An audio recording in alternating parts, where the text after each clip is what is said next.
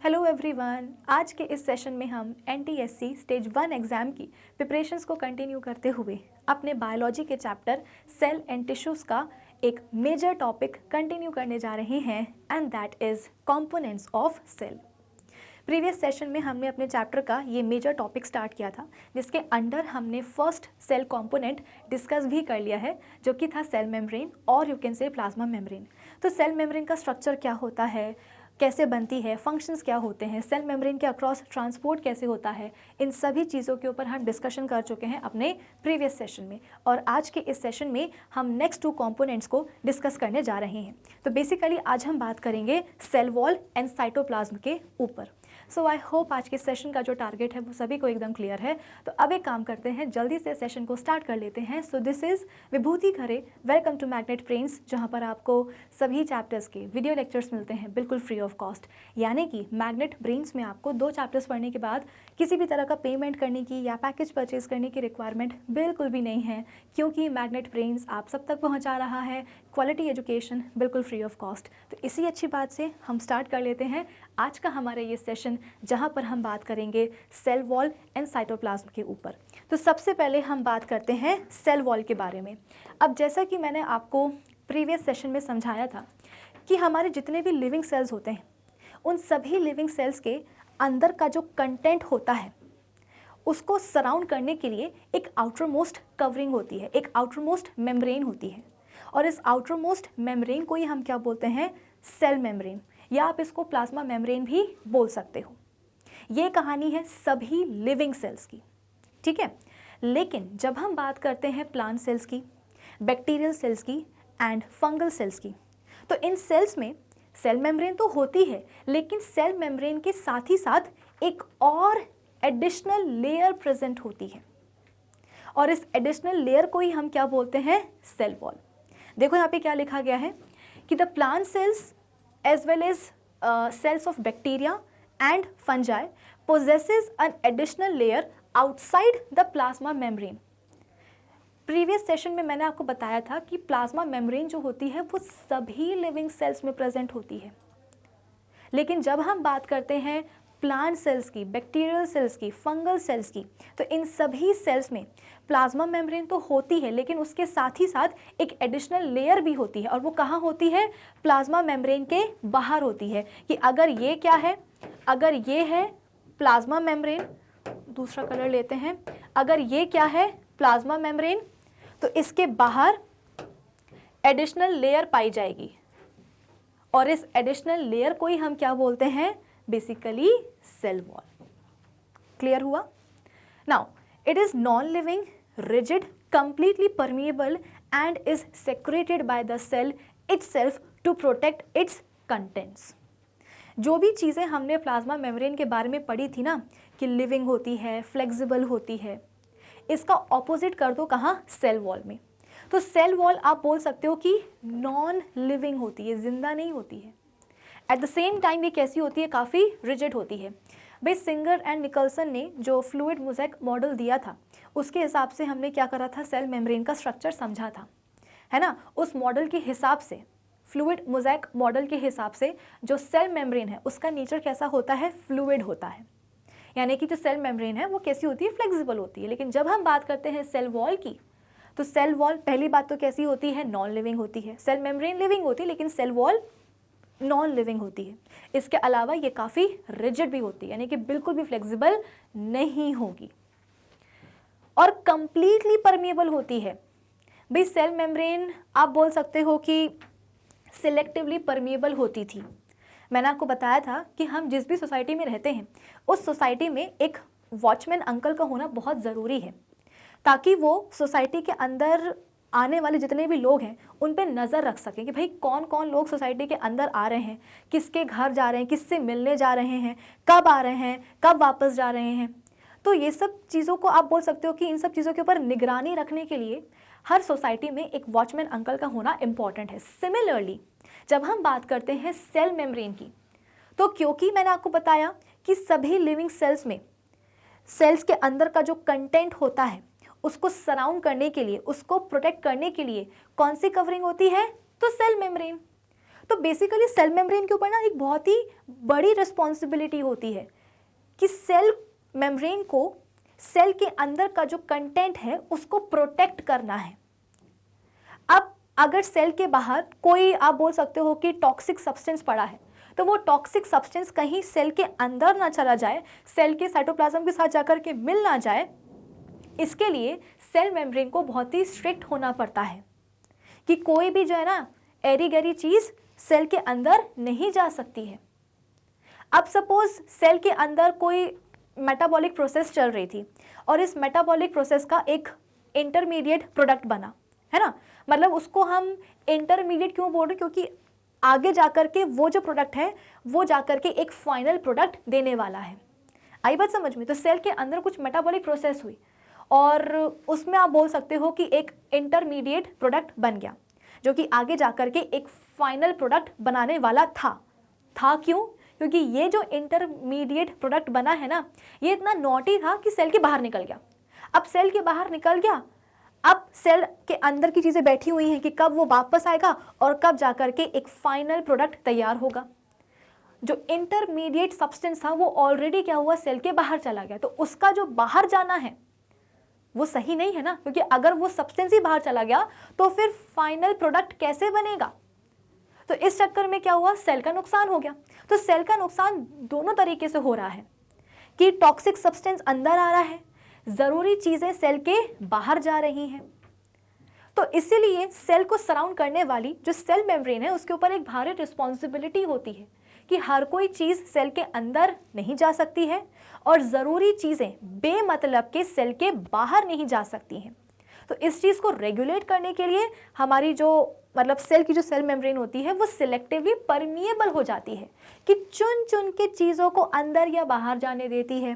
For example oxygen है cell के बाहर जिसकी रिक्वायरमेंट है सेल के अंदर, तो सेल मेम्ब्रेन क्या करेगी कि हाँ ठीक है ऑक्सीजन है, इसकी रिक्वायरमेंट है सेल के अंदर, तो ऑक्सीजन को सेल मेम्ब्रेन सेल के अंदर जाने देगी। सिमिलरली कार्बन डाइऑक्साइड प्रोड्यूस हुई है सेल के अंदर उसकी साइटोप्लाज्म में। अब कार्बन डाइऑक्साइड तो एक वेस्ट है ना, उसको बचा करके रखने का कोई मतलब नहीं होता है, तो सेल मेम्ब्रेन बोलेगी कि हाँ सही बात है, कार्बन डाइऑक्साइड क्या है, एक वेस्ट है, इसको सेल के अंदर नहीं रहना चाहिए। तो वो क्या करेगी सेल मेम्ब्रेन, कार्बन डाइऑक्साइड को बाहर जाने देगी अपने थ्रू। तो आप देख सकते हो कि किस तरीके से सेल मेम्ब्रेन जो है वो चुन चुन के चीज़ों को अंदर या बाहर जाने देती है सेल में से। लेकिन इसका रिवर्स कौन होता है, सेल वॉल। सेल वॉल बोलती है कि मैं कंप्लीटली परमेबल हूं, कि मुझे कोई मतलब नहीं है कि मेरे थ्रू कौन सी चीज़ सेल के अंदर जा रही है या कौन सी चीज़ सेल के बाहर आ रही है, मुझे कोई मतलब नहीं है। मुझे किसको, सेल वॉल को। तो कहाँ तो आप बोल सकते हो कि सेल मेम्ब्रेन सिलेक्टिवली परमिएबल और कहाँ सेल वॉल फुली परमिएबल, कि कुछ भी आए जाए हमें क्या मतलब है किसी से। आई बात समझ में? तो इसीलिए मैंने बोला कि सेल मेम्ब्रेन के बारे में जो भी चीज़ आपने पढ़ी है ना, उसके फीचर्स उसको ऑपोजिट कर दो तो क्या मिल जाएगा, सेल वॉल के फीचर्स मिल जाएंगे कि डेड होती है, नॉन लिविंग होती है बेसिकली, ठीक है, रिजिड होती है, परमिएबल होती है, सब कुछ सब उल्टा पुल्टा चल रहा है। और इसको कौन सेक्रेट करता है, क्या हम जाकर के सेल की सेल वॉल बनाते हैं? नहीं। देखो ऐसा है कि सबको ना अपनी अपनी चिंता खुद ही करनी पड़ती है। तो अगर हमें एग्जाम्स में अच्छे मार्क्स लाने हैं तो हम क्या करेंगे, उसकी चिंता खुद करेंगे, खुद पढ़ाई करेंगे। सिमिलरली सेल को भी अपनी चिंता खुद करनी पड़ती है कि हमें जो है ना, हम डैमेज ना हो जाएं, हम डिस्ट्रॉय ना हो जाएं। इसीलिए सेल अपनी ही प्रोटेक्शन के लिए क्या करता है, सेल वॉल सेक्रेट करता है ताकि सेल का जो कंटेंट है वो सेफ बना रहे, वो प्रोटेक्टेड रहे। Is that clear? चलो फिर plant cell wall was first observed by Robert Hooke in 1665 in a thin slice of cork under this primitive microscope। अगर आपको याद हो तो इस चैप्टर का जो सबसे पहला सेशन था उसमें मैंने आपको बताया था कि किस तरीके से 1665 में इंग्लिश साइंटिस्ट रॉबर्ट हुक ने अपने ही द्वारा बनाए गए माइक्रोस्कोप के नीचे कॉर्क की एक स्लाइस को ऑब्जर्व किया था। और उन्होंने ये ऑब्जर्व किया था कि इस स्लाइस में ना उनको बहुत सारे छोटे छोटे से कंपार्टमेंट्स नजर आए थे, जैसे कि मधुमक्खी के छत्ते में होते हैं छोटे छोटे से कंपार्टमेंट्स, कुछ इसी तरीके से कॉर्क स्लाइस में भी क्या थे, बहुत सारे छोटे छोटे टाइनी कंपार्टमेंट्स थे। तो इन्हीं कंपार्टमेंट्स और रूम्स को क्या बोला गया, सेल्स बोला गया। फिर बाद में समझ में आया कि यार ये जो सेल हैं ये तो बिल्कुल खाली है, इनके अंदर तो कुछ है ही नहीं।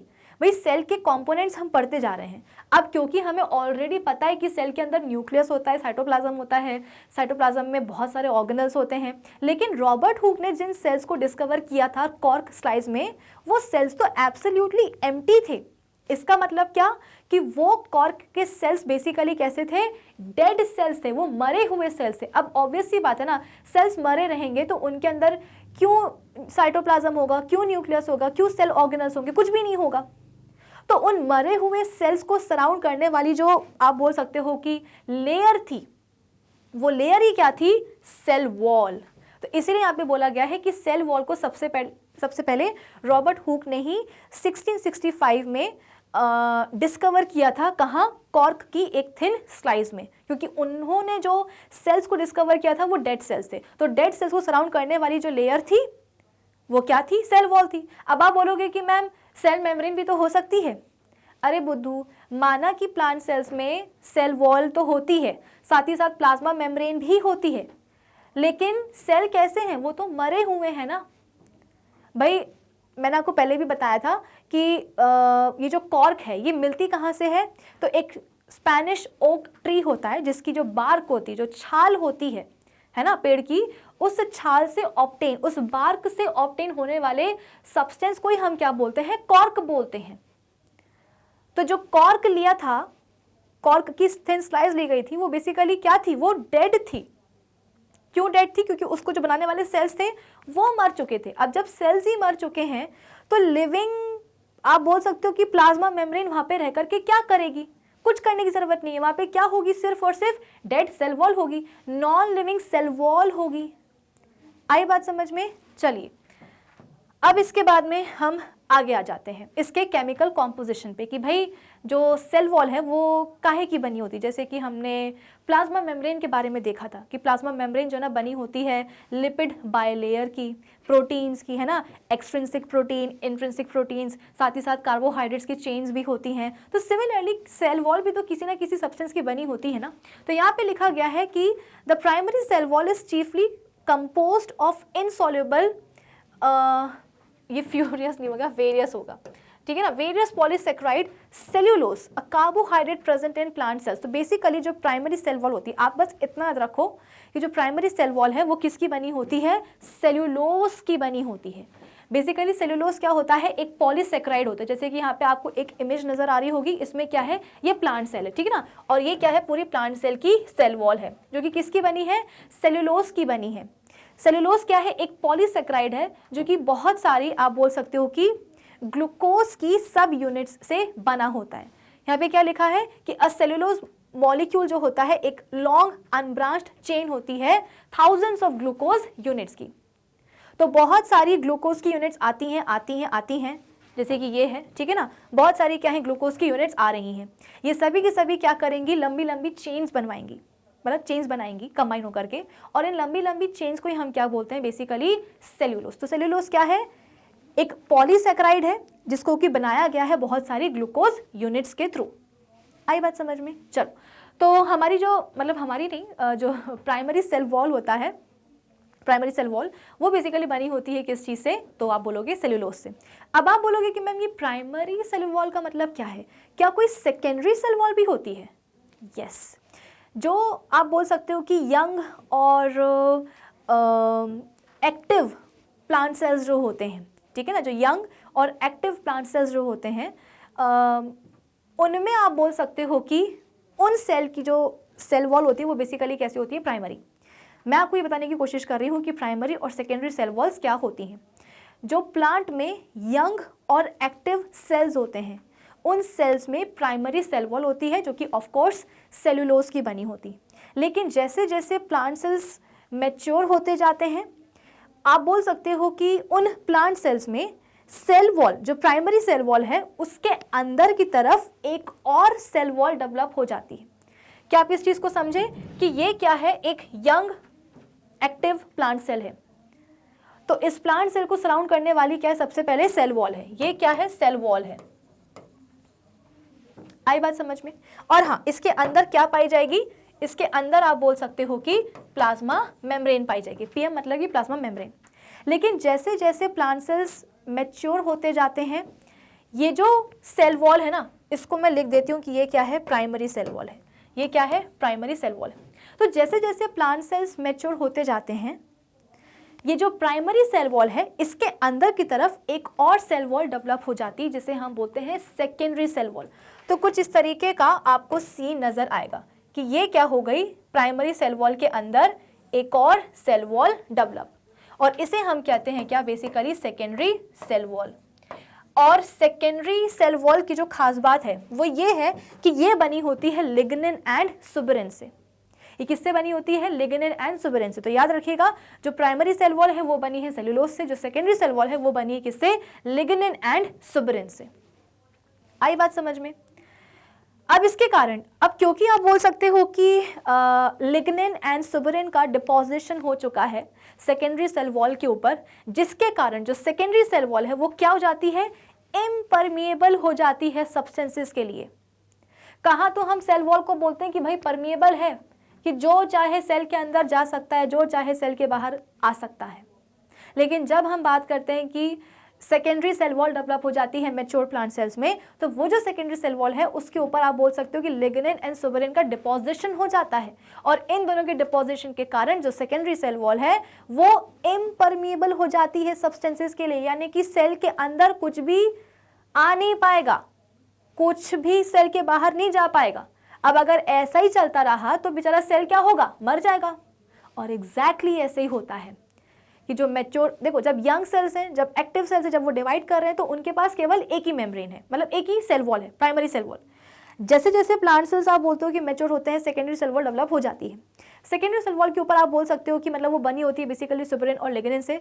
सुबेरिन और लिग्निन का आकर के डिपोजिशन हो जाता है, जिसके कारण सेकेंडरी सेल वॉल इम्परमिएबल हो जाती है। और अगर सेल वॉल आप बोल सकते हो कि इम्परमिएबल हो गई तो सेल एक तरह से क्या होगा, अपने एक्सटर्नल एनवायरनमेंट के साथ आप बोल सकते हो कि उसका कट ऑफ हो जाएगा, है ना। सेल का जो आप बोल सकते हो कि इंटरेक्शन है अपने एक्सटर्नल एनवायरनमेंट के साथ, वो क्या हो जाएगा, एकदम कट जाएगा।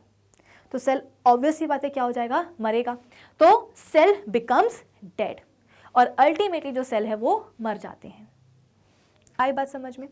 अब इसके अलावा सेल वॉल में आप बोल सकते हो कि कुछ पोर्स एंड पिट्स भी प्रेजेंट होते हैं, जिनमें से साइटोप्लाज्मिक प्रोजेक्शंस जो है ना बाहर निकलती हैं, जिनको हम प्लाज्मोडिस्मेटा बोलते हैं। इसको मैं कैसे बताऊं, देखो अब सपोज ये क्या है, एक सेल है और ये सेल की सेल वॉल है। अभी मैं प्लाज्मा मेम्ब्रेन नहीं बना रही हूँ, हमें सिर्फ किससे मतलब है, सेल वॉल से। सिमिलरली ये एक दूसरा सेल है और ये दूसरे सेल की क्या है, दूसरी सेल वॉल। अब जैसे कि मैंने आपको बताया कि सेल वॉल पे क्या होते हैं, छोटे छोटे से पिट्स होते हैं, पोर्स होते हैं। तो एक काम करते हैं, जल्दी से हम इन पिट्स को या पोर्स को बना लेते हैं कुछ इस तरीके से। अरे ये बन क्यों नहीं रहा है, हाँ कुछ इस तरीके से, ठीक है। तो ये हमने क्या करा है, सेल वॉल पे कुछ पिट्स, कुछ पोर्स बना दिए हैं। अब इन्हीं पिट्स से क्या होने वाला है, साइटोप्लाज्मिक स्ट्रैंड्स बाहर आने वाले हैं। ये हुआ क्या कि साइटोप्लाज्मिक स्ट्रैंड्स बाहर आ गए, इस वाले सेल से भी और इस वाले सेल से भी, ठीक है ना। और इन स्ट्रैंड्स को बेसिकली हम क्या बोलते हैं, प्लाज्मोडिस्मेटा बोलते हैं। अब अगर आप 2 मिनट के लिए फोकस करो कहाँ, यहाँ पे, तो यहाँ पे एग्जैक्टली हो क्या रहा है कि एक सेल से निकलने वाला जो साइटोप्लाज्मिक स्ट्रैंड है वो दूसरे वाले सेल से निकलने वाले साइटोप्लाज्मिक स्ट्रैंड के साथ क्या कर रहा है, इंटरैक्ट कर रहा है। यानी कि आप बोल सकते हो कि कुछ इस तरीके से नेबरिंग सेल्स क्या करेंगे, आपस में बातचीत करेंगे, हाय हेलो बोलेंगे एक दूसरे को, इंटरैक्शन होने वाला है। तो कैसे होने वाला है, तो सेल वॉल पे आप बोल सकते हो कि कुछ पिट्स प्रेजेंट होते हैं, कुछ पोर्स होते हैं जिनसे साइटोप्लाज्मिक स्ट्रैंड्स बाहर निकल आते हैं, जिनको हम बोलते हैं क्या, प्लाज्मोडिस्मेटा। और कुछ इस तरीके से आप देख सकते हो कि एक सेल का जो साइटोप्लाज्मिक स्ट्रैंड है वो दूसरे सेल के साइटोप्लाज्मिक स्ट्रैंड के साथ क्या कर रहा है, बेसिकली इंटरैक्ट कर रहा है। तो कुछ इस तरीके से जो नेबरिंग सेल्स होते हैं वो आपस में इंटरैक्ट करते हैं। नेबरिंग सेल्स के बीच में आप बोल सकते हो कि कुछ इस तरीके से चीज़ों का आदान प्रदान होता है कि इस सेल को किसी चीज़ की रिक्वायरमेंट होगी तो इस इंटरेक्शन से क्या होगा, ये वाला सेल इस वाले सेल को अपना सब्सटेंस दे देगा, ठीक है ना। सपोज यहाँ पे ये जो अपना सेल है, ये इसको किसी अमीनो एसिड की रिक्वायरमेंट है, तो यहाँ पे जो इंटरेक्शन हो रहा है साइटोप्लाज्मिक स्ट्रैंड्स के बीच में, इस इंटरेक्शन से होगा क्या कि ये जो सेल होगा ना, ये क्या करेगा, अपना अमीनो एसिड निकाल करके इसको दे देगा। तो कुछ इस तरीके से व्यवहार जो है ना बना रहता है नेबरिंग सेल्स के बीच में। आई बात समझ में। तो यहाँ पे आपको कुछ प्लांट सेल्स नजर आ रहे होंगे।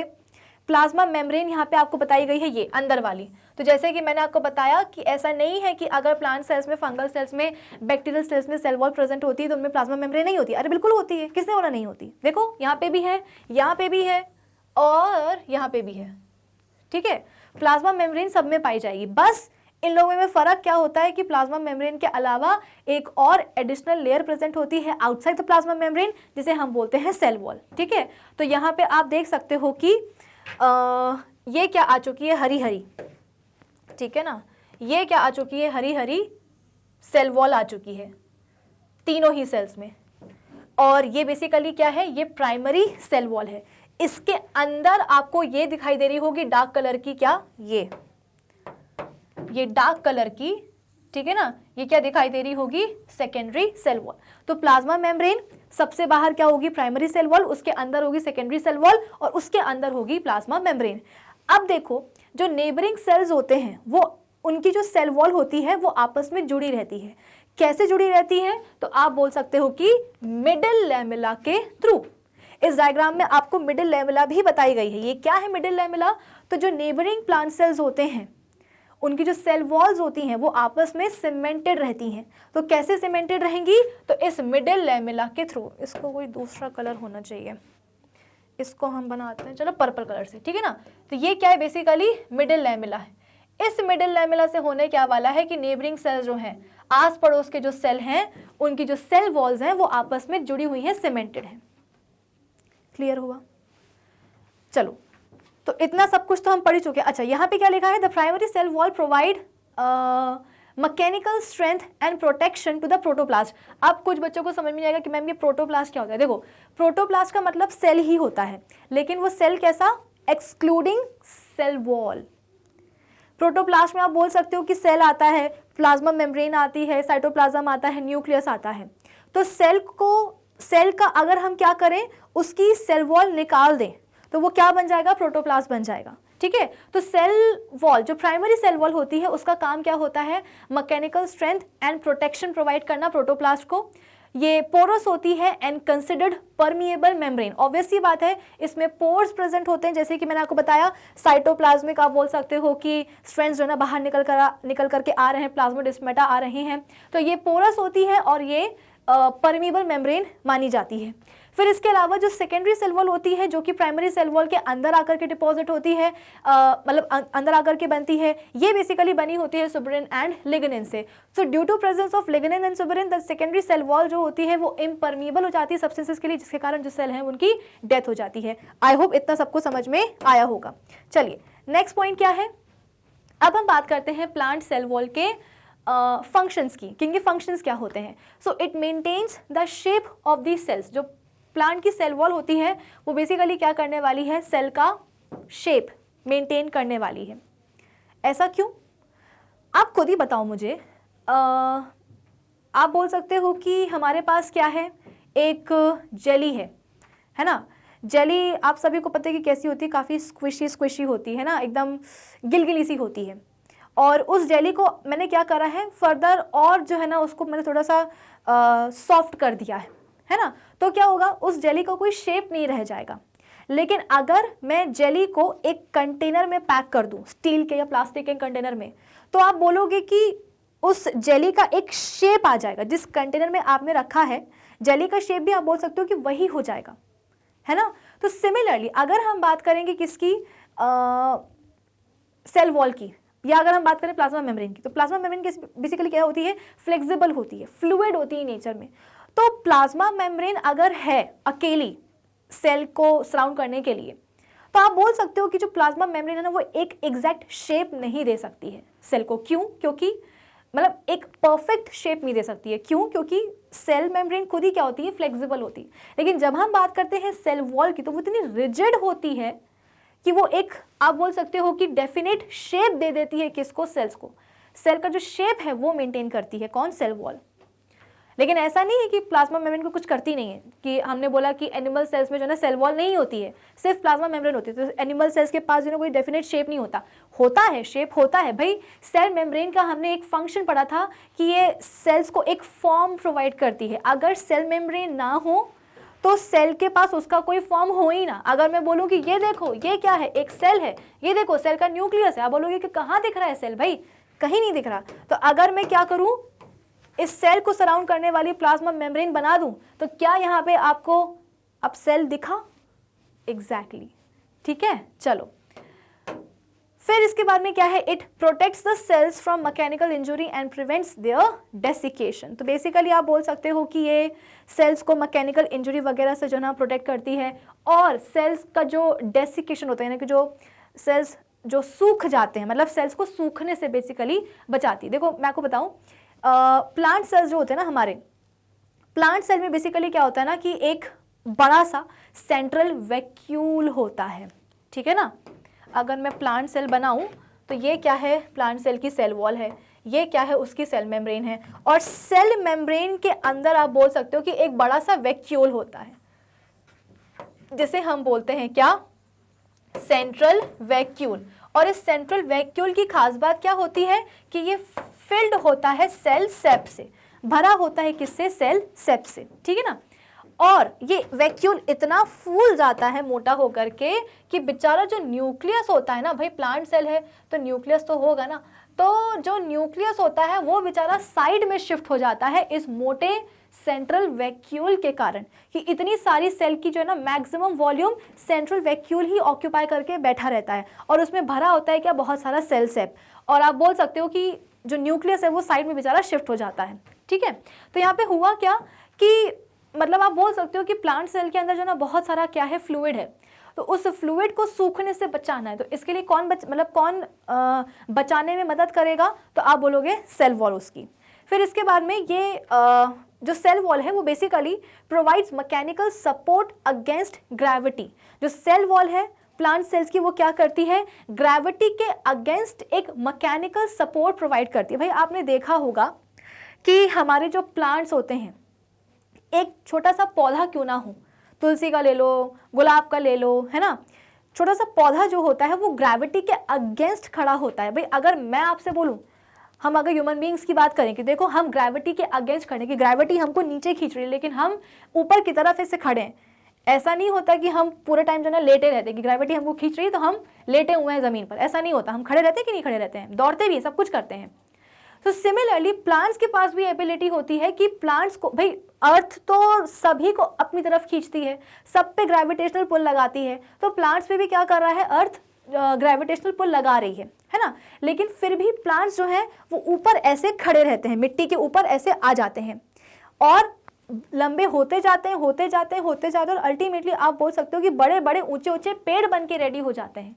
तो ये जो एबिलिटी है प्लांट्स के पास कि वो ग्रेविटी के अगेंस्ट क्या कर रहे हैं, उठ रहे हैं, तो वो कहाँ से आ रही है एबिलिटी, क्योंकि प्लांट्स को बनाने वाले जो प्लांट सेल्स हैं, प्लांट सेल्स जो हैं उनको साउंड करने वाली क्या है, सेल वॉल है। और यही सेल वॉल इतनी रिजिड होती है कि यही सेल वॉल एक मैकेनिकल सपोर्ट प्रोवाइड करती है प्लांट्स को अगेंस्ट क्या, ग्रेविटी।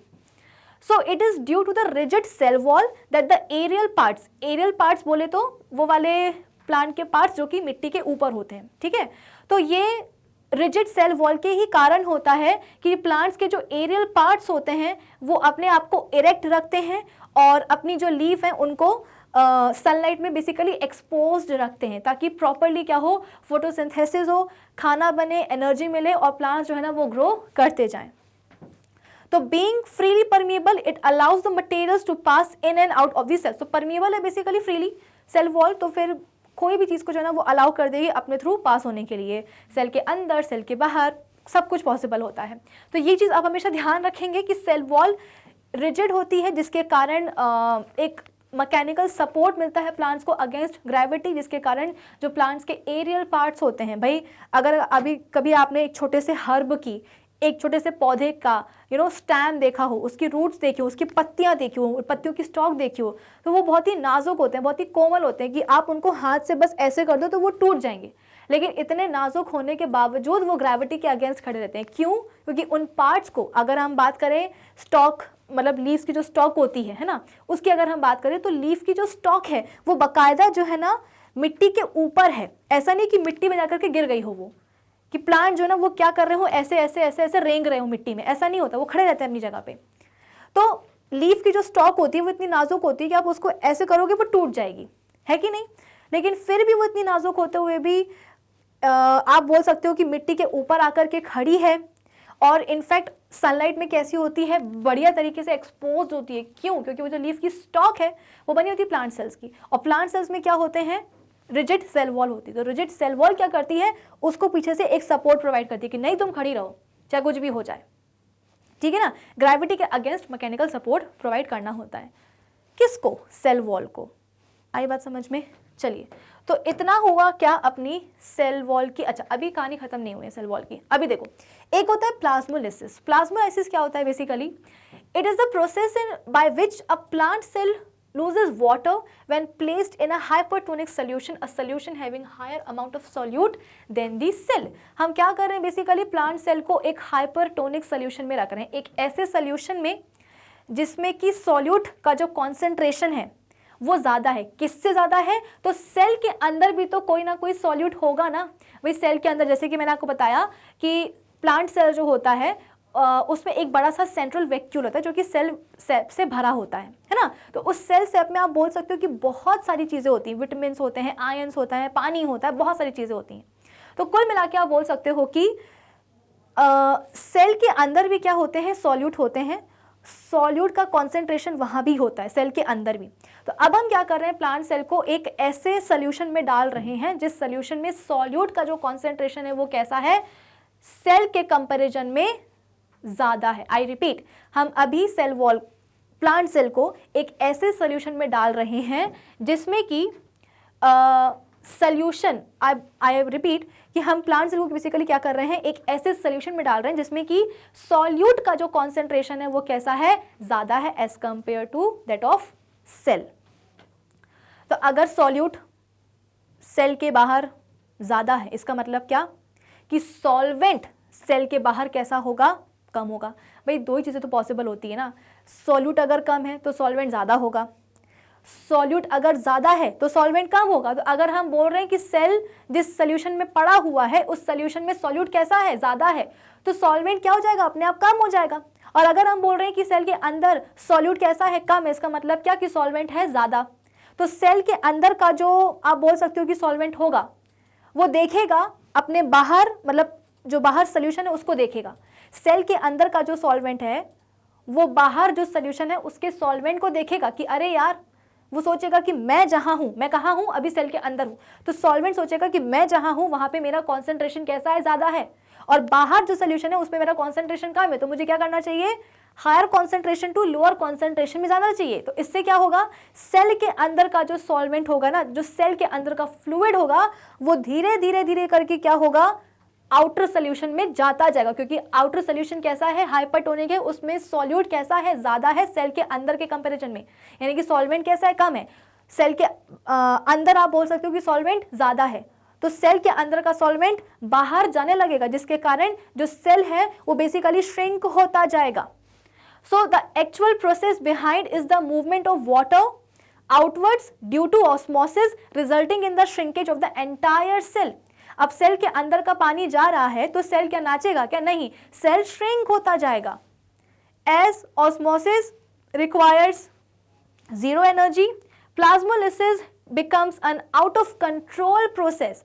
अब क्योंकि हमने पढ़ लिया है कि भाई एक्टिव ट्रांसपोर्ट कैसा होता है, पैसिव ट्रांसपोर्ट क्या होता है। पैसिव ट्रांसपोर्ट में हमने डिफ्यूजन पढ़ा है, हमने जो है ना ऑस्मोसिस पढ़ा। तो हमको पता है कि ऑस्मोसिस बेसिकली क्या होता है? पानी या किसी सॉल्वेंट का डिफ्यूजन होता है। मैंने आपको बताया था कि भाई डिफ्यूजन और ऑस्मोसिस दोनों ही ऑलमोस्ट सेम प्रोसेस होती हैं, लेकिन ऑस्मोसिस आप समझ लीजिए कि पानी या किसी सॉल्वेंट का डिफ्यूजन होता है अक्रॉस दी सेल मेम्ब्रेन। बिना किसी एनर्जी को खर्च करे। तो यहाँ पे हो क्या रहा है कि सेल के अंदर का जो पानी है, जो सॉल्वेंट है, वही तो सेल के बाहर आ रहा है। अब बाहर आने के लिए क्या सेल मेम्ब्रेन रोकेगी? भाई आपके पास क्या है, इसको डायग्राम से समझो। आपके पास ये क्या है, पूरा सेल है, प्लांट सेल है, ठीक है ना। ये ब्लैक कलर की क्या है, ब्लैक क्या है तो डार्क ग्रीन है, ठीक है ना। ये जो डार्क ग्रीन कलर की जो ब्लैक है, ये क्या है, बेसिकली इसकी सेल वॉल है।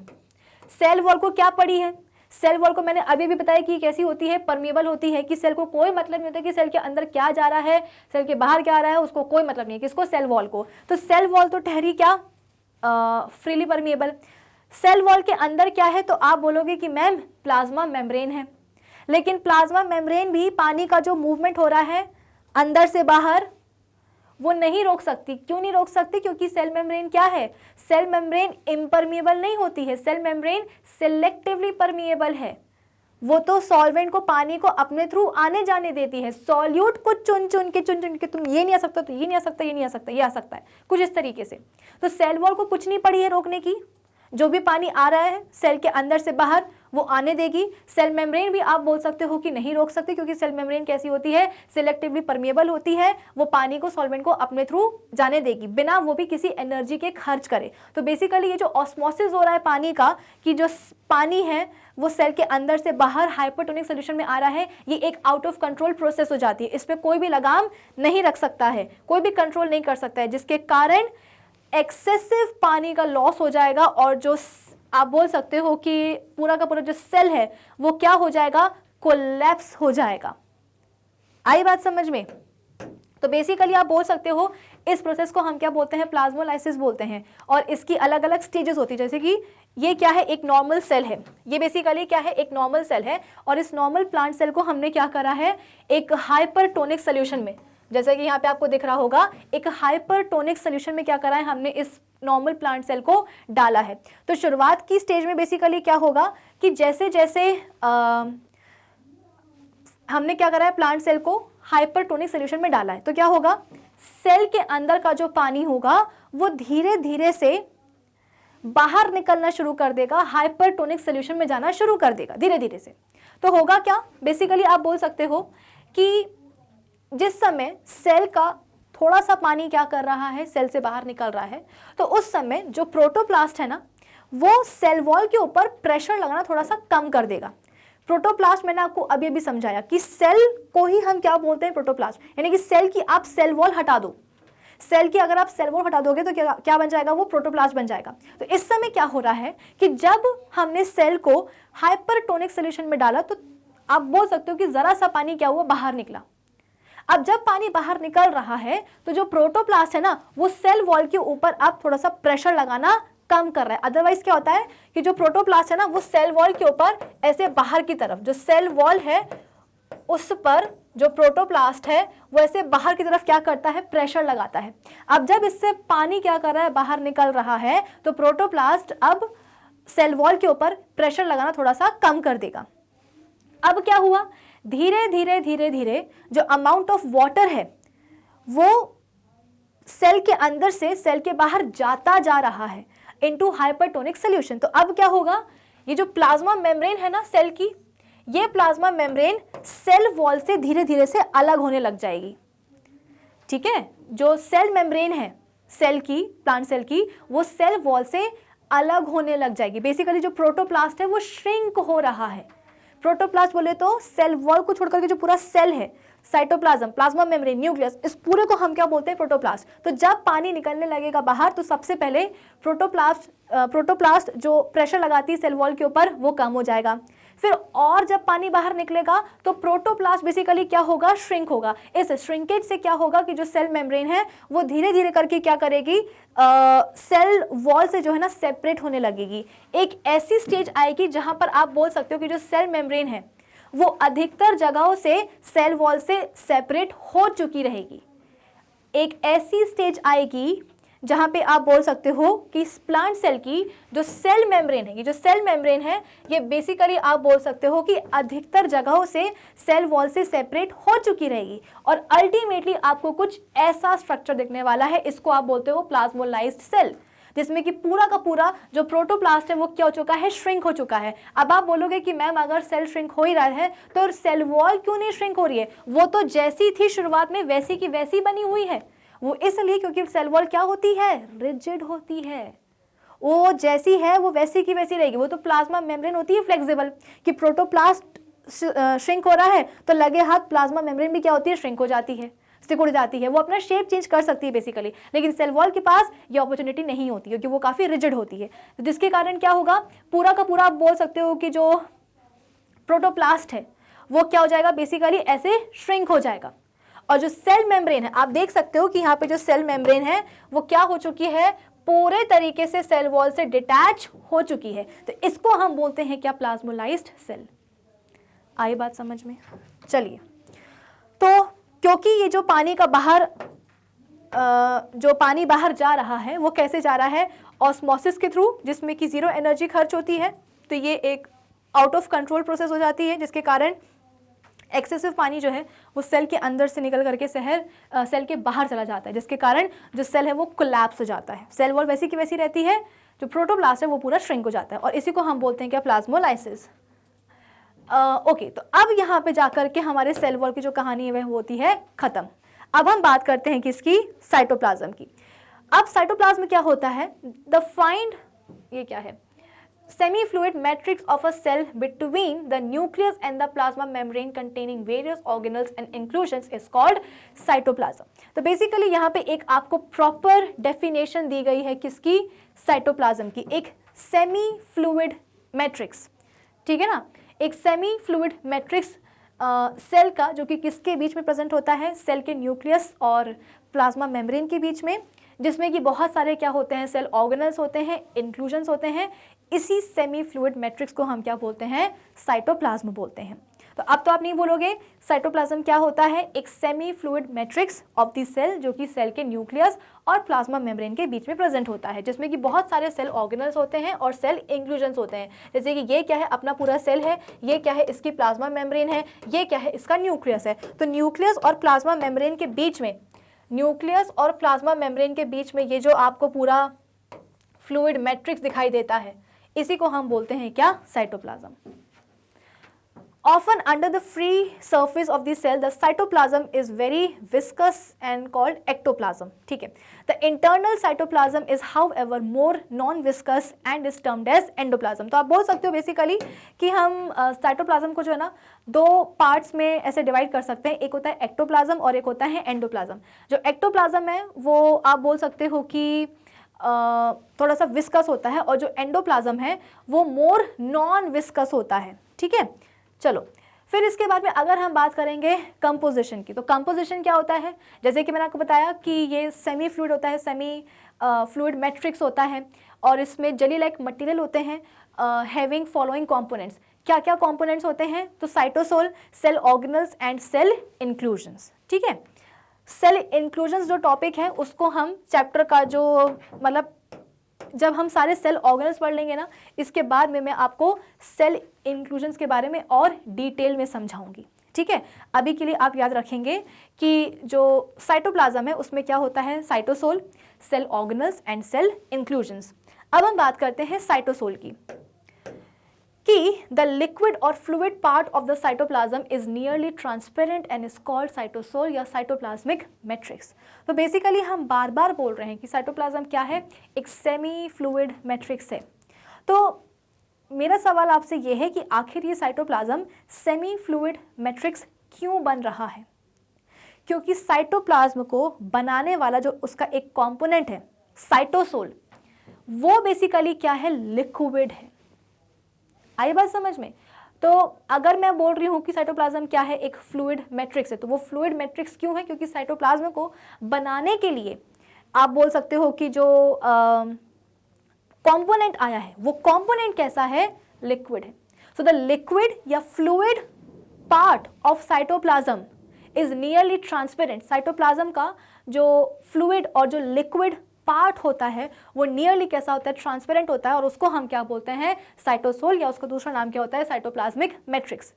अब ये लिक्विड क्यों है, क्योंकि इसमें 90% पानी होता है। अब जब भर भर के पानी होगा, 90% किसी चीज़ में क्या होता है, पानी होता है, तो वो चीज़ ऑब्वियस सी बात है फ्लूइड तो हो ही जाएगी ना, लिक्विड तो हो ही जाएगी। तो साइटोसोल आप बोल सकते हो कि साइटोप्लाज्म का फ्लूइड वाला हिस्सा या लिक्विड वाला हिस्सा क्यों है, क्योंकि साइटोसोल बना होता है 90% पानी से। इसके अलावा इसमें बहुत सारे सेल ऑर्गेनल्स होते हैं, इंक्लूजन्स वगैरह भी होते हैं।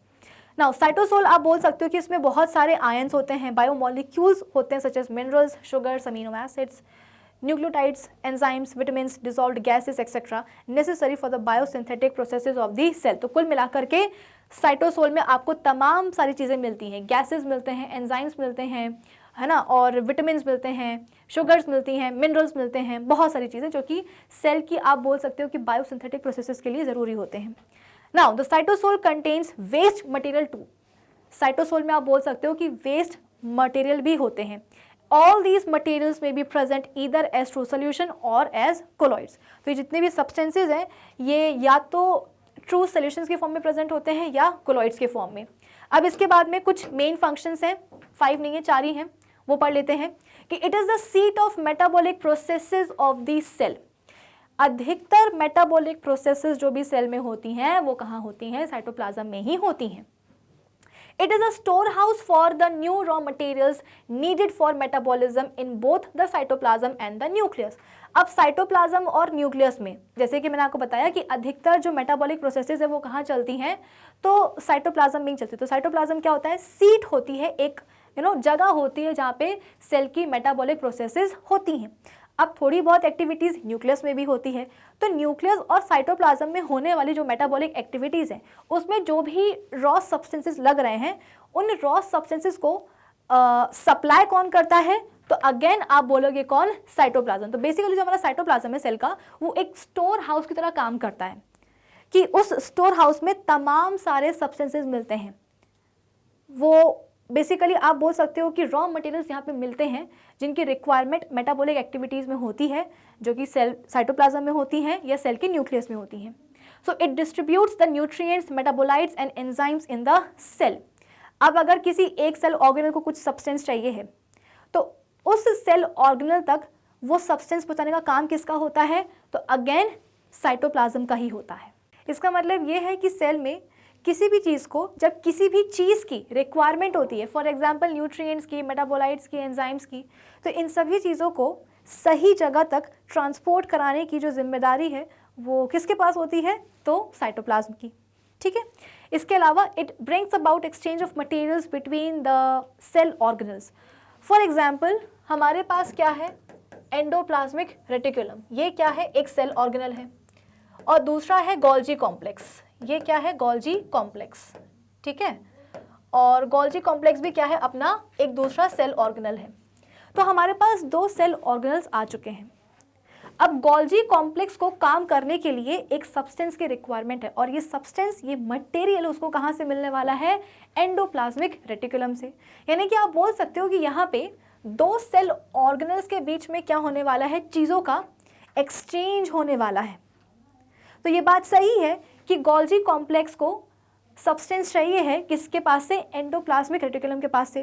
तो ऐसा नहीं है कि ईआर देगा नहीं, देगा, लेकिन कैसे देगा, तो जो भी सब्सटेंस, जो भी मटेरियल वो सप्लाई करेगा वो बेसिकली आप बोल सकते हो कि साइटोप्लाज्म के थ्रू ही ट्रांसपोर्ट होकर के सेकेंड सेल ऑर्गेनल तक, गोल्जी कॉम्प्लेक्स तक पहुंचेगा। तो इसीलिए यहाँ पे बोला गया है कि डिफरेंट सेल ऑर्गेनल्स के बीच में जो मटेरियल्स का एक्सचेंज है वो कौन लेकर के आता है, तो cytoplasm. It also exchanges materials with the extra cellular fluid और विद द एक्सटर्नल एनवायरमेंट। अब जैसे कि मैंने आपको बताया कि जो सेल वॉल होती है ना, उसमें पिट्स प्रेजेंट होते हैं।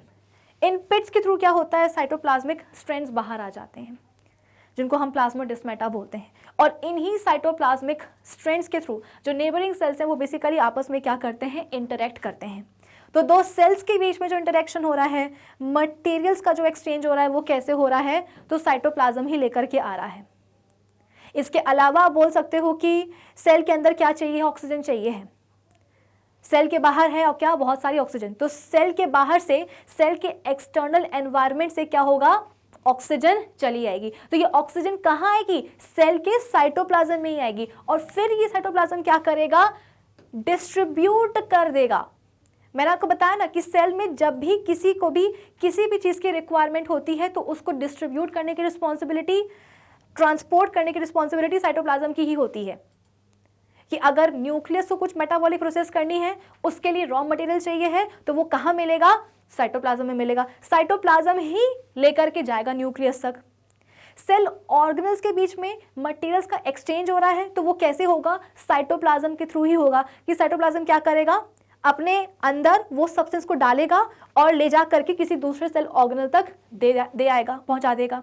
इसके अलावा सेल के बाहर जो एक्सटर्नल एनवायरनमेंट है, वहां से कोई भी सब्सटेंस अंदर आ रहा है, तो अंदर कहाँ आता है? सेल के साइटोप्लाज्म में ही आता है। फिर ये साइटोप्लाज्म क्या करता है? पूरे सेल में जाकर के उसको डिस्ट्रीब्यूट करवा देता है।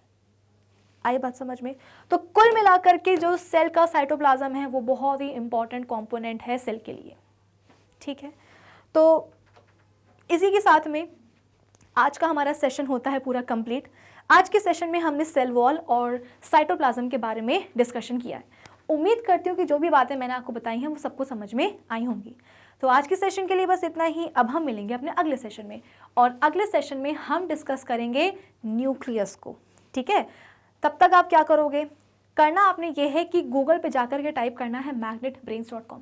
जैसे ही टाइप करके सर्च करोगे आपके सामने खुल जाएगी हमारी ऑफिशियल वेबसाइट। जैसे ही आप हमारी ऑफिशियल वेबसाइट को विजिट करोगे आपके सामने आएगा ये वाला पेज, जहाँ पे लिखा रहेगा India's number 1 100% free online education platform, जहाँ पर आपके पास क्लास 12th से लेकर के किंडरगार्टन तक के सभी कोर्सेज होते हैं अवेलेबल।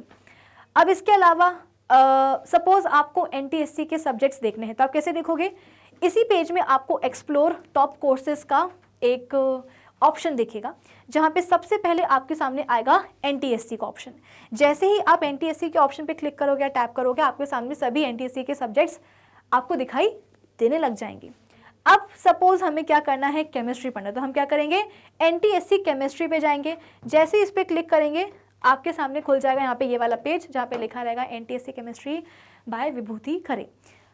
इसमें सबसे पहले आपके पास आने वाला है सिलेबस ओवरव्यू का लेक्चर, है ना। यहाँ पे आपको एक ऑप्शन दिखाई देगा वॉच चैप्टर वाइज वीडियोस, जिसमें सबसे पहले आपके पास आएगा सिलेबस ओवरव्यू का वीडियो। अगर आपको याद हो तो हमने साइंस सब्जेक्ट कुछ पढ़ने से पहले हमने क्या करा था ना कि इस पूरे सब्जेक्ट का जो ओवरव्यू है वो हमने देखा था कि आपको साइंस सब्जेक्ट में जो तीनों सेक्शंस हैं, फिजिक्स, केमिस्ट्री, बायोलॉजी, इन तीनों ही सेक्शंस में कौन कौन से चैप्टर्स पढ़ने हैं for NTSC stage 1 exam, right. तो वो पूरा सिलेबस ओवरव्यू का जो लेक्चर है वो आपको यहाँ मिलेगा।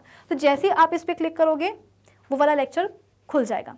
अब इस लेक्चर को देखने के बाद आपको रियलाइज़ हुआ है कि नहीं यार, हमें तो आज से ही क्या करना है, स्टेज 1 की तैयारी में जुट जाना है। तो इसके लिए हमें क्या चाहिए है? केमिस्ट्री का फर्स्ट चैप्टर चाहिए। तो उस तक आप कैसे पहुंचोगे? नेक्स्ट वीडियो का यहाँ पे आपको ऑप्शन दिखाई देगा, इस पर आप जैसे ही क्लिक करोगे तो आपके सामने जो केमिस्ट्री का फर्स्ट चैप्टर है मैटर एंड इट्स क्लासिफिकेशन, उसका पहला लेक्चर आकर के मतलब खुल जाएगा। तो कुछ इस तरीके से नेक्स्ट वीडियो के ऑप्शंस को दबाते जाइएगा और नए नए वीडियोस देखते जाइएगा। तो हमारी ऑफिशियल वेबसाइट को विजिट करने का फ़ायदा क्या होता है कि यहाँ पे आपको सभी चैप्टर्स के सभी लेक्चर्स एकदम प्रॉपर्ली सीक्वेंस पे अरेंज्ड मिलते हैं। तो आपकी यूट्यूब पे जो कंप्लेंट होती है कि मैम आपके सब्जेक्ट की प्लेलिस्ट नहीं मिलती है, मिलती भी है तो जो सीक्वेंस है वीडियोस का वो इतना ऊपर नीचे होता है कि हमें समझ में नहीं आता कि कौन से लेक्चर के बाद में कौन सा देखना है। तो जब आप हमारी ऑफिशियल वेबसाइट को विजिट करते हो तो यहाँ पे ऐसे आपको कोई भी दिक्कत नहीं होती है, क्योंकि सभी लेक्चर्स यहाँ पे आपको एकदम प्रॉपर्ली सीक्वेंस में अरेंज्ड मिलते हैं। सभी टॉपिक्स के यहाँ पे नोट्स भी होते हैं अवेलेबल, प्लस यहाँ पे कोई भी एड्स नहीं आते हैं, कोई भी ब्रेक्स नहीं आते हैं। तो हमारी ऑफिशियल वेबसाइट पे वीडियोस को, लेक्चर्स को देखना आपके लिए काफ़ी ज़्यादा कन्वीनियंट होता है। So do visit our official website. कौन सी वाली? यही वाली, magnetbrains.com। Till then keep learning with Magnet Brains. Thank you for watching.